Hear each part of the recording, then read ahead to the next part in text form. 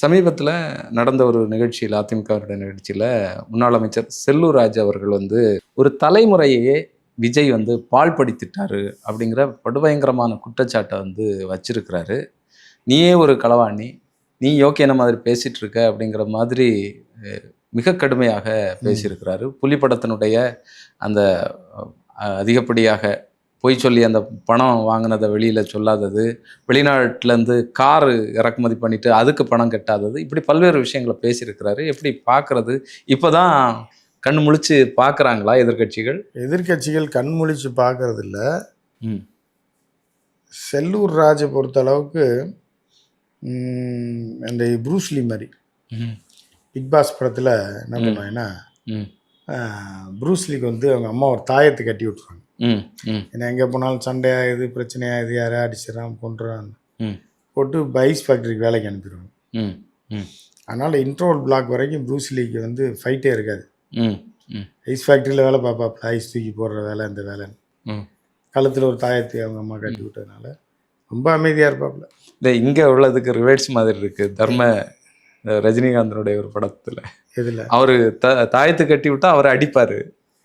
அதைத்தான் அது வந்து ப்ரூஸ்லி படம் எல்லாமே வெளிநாட்டை பார்த்து காப்பி அடிக்கணும். அப்போ இன்ட்ரோல் பிளாக் அப்போ ஒரு வில்லன், பயங்கரமான வில்லன். அவங்க தான் ஐஸ் ஃபேக்ட்ரி அந்த காலத்தில் வச்சுருப்பாங்க. வச்சுட்டு அதில் ஐஸ்குள்ளே ப்ரௌன் சுகரை வச்சு கிடத்துவாங்க.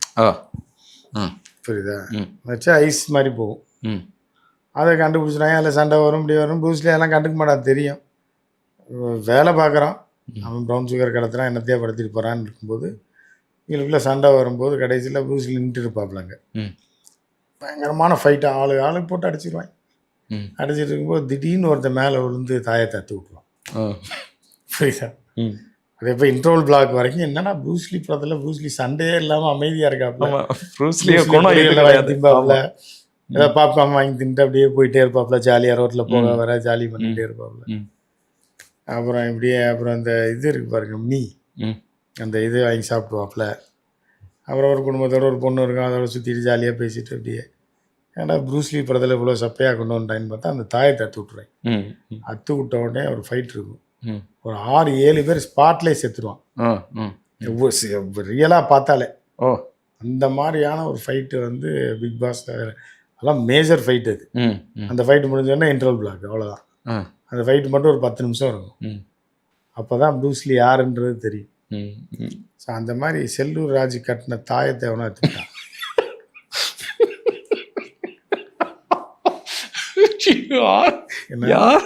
யார் அறுத்து விட்டான்னு தெரியல.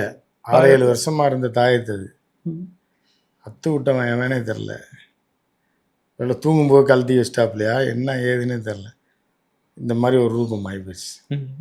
அவனே தாயத்தை அத்த உடனே உண்மையை பேச ஆரம்பிச்சிட்டாப்புல. இந்த தாயத்தை எப்போ கட்டினா ஜெயலலிதா இருந்தப்போ கட்டினது, 10-15 வருஷம் முன்னாடி. அந்த அம்மா கட்டி விட்ட தாயத்தை வந்து இப்போ எவனோ அத்து விட்டாங்க. எவ்வளோ அடக்கமாக இருந்த செல்லூர் ராஜு இன்னைக்கு வந்து செல்லூர் ராஜில் இறங்கினாப்லன்னா தடுக்கவே முடியாது. இப்போ நேராக ஓப்பனாக பேசிட்டாப்புல திருநாயுடன். இல்லை, அவர் ரொம்ப நியாயமாக கேட்டிருக்கிறாரு. 41 நபர்களுக்கு நீங்கள் வேலை கொடுத்தீங்க, கரூரில் செத்து போனவனுக்கு. சரி, நல்ல விஷயம். அதுக்கு முன்னே 10 பேர் செத்து போனானே, அவனுக்கு ஏன் வேலை கொடுக்கல? அந்த குடும்பத்துக்கு ஏன் வேலை கொடுக்கல?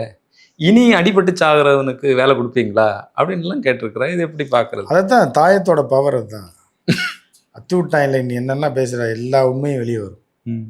எவனுக்கு பற்றி கவலையே பட மாட்டாப்புல. ஜெயிலுக்கு போகிறதுக்கு கவலைப்பட மாட்டான். செல்லூராஜ் கேட்குற ஒவ்வொரு கேள்வியும் இருக்குது பார்த்தீங்களா? வடிவேல் சொல்லுவாங்க, கேட்குற ஒவ்வொரு கேள்வியும் இருக்குன்ற மாதிரி தான் இருக்கும். அந்த மாதிரி. ரெண்டாவது வந்து ஒரு நடிகரை பார்க்க வந்து சேர்த்தவனுக்கு அரசு வேலைன்னா அப்புறம் படித்தவன் நான் பிடிங்கிட்டு போகிறதா? அவன் வீட்டில் காலங்காத்தால சோப்பாடை கட்டி நர்சரி ஸ்கூலில் சேர்ந்து மூக்கை சிந்தி விட்டு கொண்டு போய் ஆட்டோவில் ஏற்றி விட்டு அதை 5ஆவது வரைக்கும் படிக்க வச்சு அப்புறம் ஒரு ஸ்கூலில் சேர்த்து திருப்பி அது 10th வந்தவொடனே +2ல் இந்த குரூப் அது சேர்த்து அப்புறம் திருப்பி காலேஜில் சீட்டு வாங்கி அது காலேஜ் படித்து அது ராவு காலம் முடிக்கிறதுக்குள்ளே போதும். அதுக்கப்புறம் அது இவ்வளோ தூரம் கஷ்டப்பட்டு லவ் பண்ணாமல் குடும்பத்து பொறுப்பாக அதை வளர்க்குறதே பெருசு. இவ்வளோ தூரம் வளர்த்து பிஹெச்டிலாம் முடித்து எல்லாம் உட்காந்துருக்கு, அதுக்கு வேலை கொடுக்கல. கூட்டத்துக்குள்ளே கொண்டு போய் விழுந்தவனுக்கு செத்தவனுக்கு சொன்னால் இப்போ இனி அந்த தாய்மார் பிள்ளையை வளர்க்க வேண்டியதே இல்லையா? ஏதாவது 2 படத்தை காமிச்சு வளர்க்க வேண்டியதான், தனுஷ் படம் இது இதுன்னு. ஆமாம். நாளைக்கு பெரிய ஆளாட்டான்னு கூட்டத்தில் கொண்டு தள்ளி விட்டோன்னு வைங்க, ஏதோ வேலை கிடைக்கும் தானே. இது என்ன முன்னுதாரணம், என்ன நாடு இது, என்ன சட்டம் அப்படின்றது தெரில. எல்லாம் விதி தான். என்ன இப்போ பாமகவும் கேட்டிருக்கேன், நாங்கள் போராடின போராட்டங்களில் நிறைய பேர் இறந்து போயிருக்காங்க, அவங்களுக்கும் வேலை கொடுப்பீங்களான்னு சொல்லி கேட்டிருக்கேன். ராமதாவர் அன்புமணி அப்பத்தாவோட இறந்து போச்சு நினைக்கிறேன், ஏதோ ஒரு போராட்டத்தின் போது தான். அப்படியா? குழம்பு வச்சுக்கிட்டு இருந்திருக்கு, இறந்துச்சு. ஏதாவது வேலை கொடுக்கணும், எங்கள் குடும்பத்துக்கும் கொடுக்கணும்.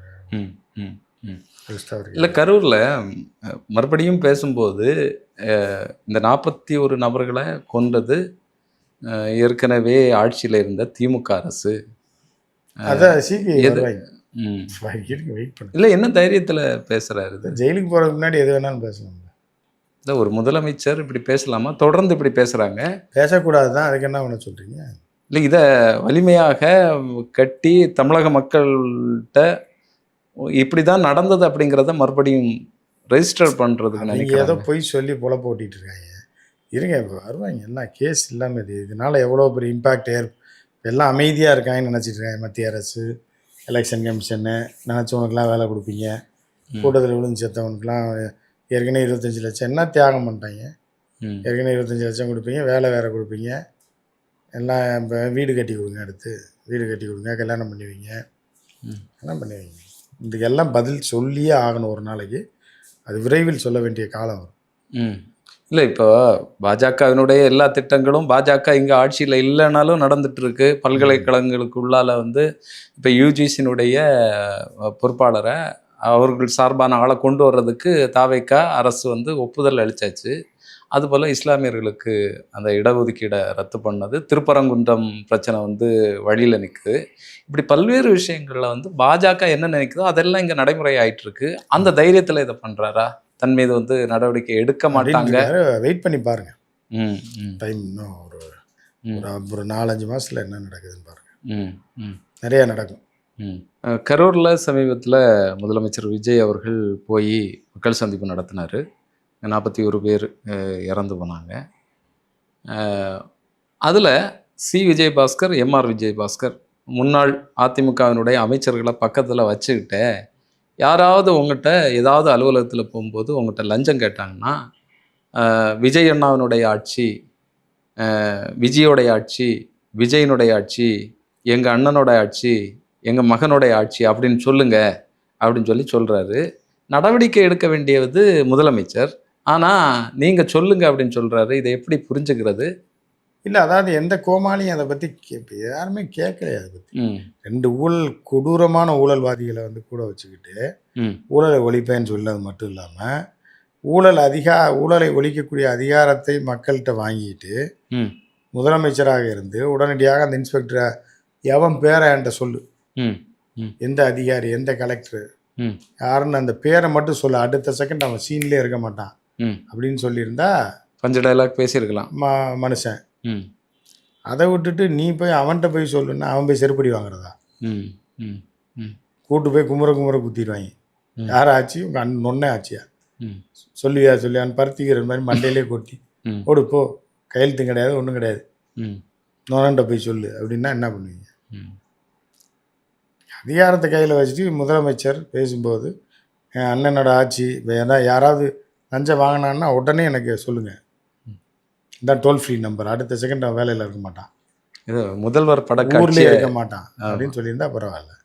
இப்போ எவ்வளோ பெரிய மக்களை கோமாளியாக நினச்சா ஒரு மனிதன் ஒரு தலைமை பொறுப்பில் இருக்கக்கூடிய ஒரு முதலமைச்சராக இருக்கக்கூடிய ஒரு மனுஷன் இப்படி எப்படி வாய் வருதுன்னு தெரியல. நம்ம என்ன பேசுகிறோம்னு தெரிஞ்சு தான் பேசுகிறாங்களா அப்படின்றது. அதுதான் இருக்கிறவன கேட்குறவன் கேனையனா இருந்தால் கேப்பையில் வெடி இந்த கதை தான், நெய் வெடியுதுன்ற கதை. டைலாக்கு வாயை பழந்து கேட்டுக்கிட்டு இருந்தீங்கன்னா கேப்பையில் நெய் வெடியுதுன்னு நம்பிட்டு போக வேண்டியதான். அந்த நேரத்துக்கு கைத்தட்டல் வாங்கணும். இல்லை, கைத்தட்டுற முட்டாள்களை யோசிச்சு பாருங்க, எப்படி கைத்தட்டுறாங்கன்னு பாருங்க.